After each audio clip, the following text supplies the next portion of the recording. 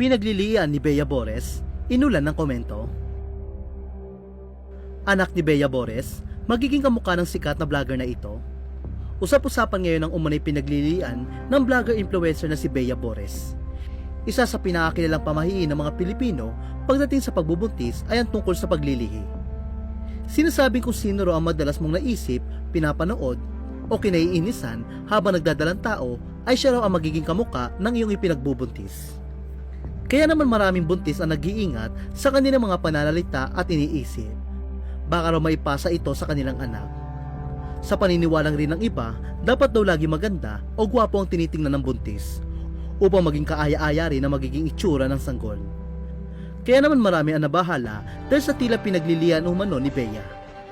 Isa sa mga pinag-uusapan ngayon online ang content creator at influencer na si Bea Bores, na kasalukuyang buntis sa unang anak niya. Si Bea ay kilala sa kanyang mga vlogs, funny posts at pagiging kalog sa social media. Madalas din siya nagbabahagi ng updates tungkol sa kanyang pregnancy journey na sinusundan ng marami. Ngunit kamakailan, inulan ng komento si Bea dahil sa umano'y pinaglilian niya.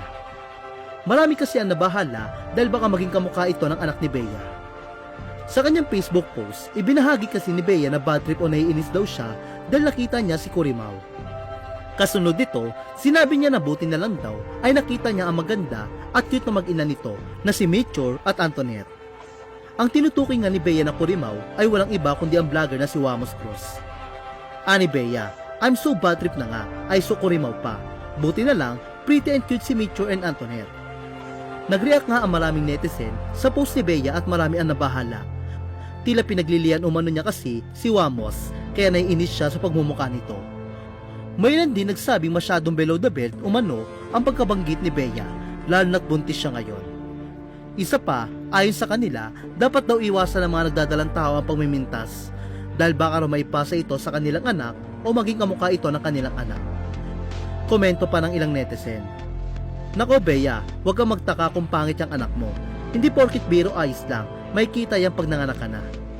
Naku buntis ka pa naman, huwag ka mamintas, di maganda yun kahit biro pa yan. Alalahanin mo may anak ko, dinadala ka kasabihan. Pag namintas ka na sa anak, napupunta yung gaba ng kasamaan ng ugali ng magulang.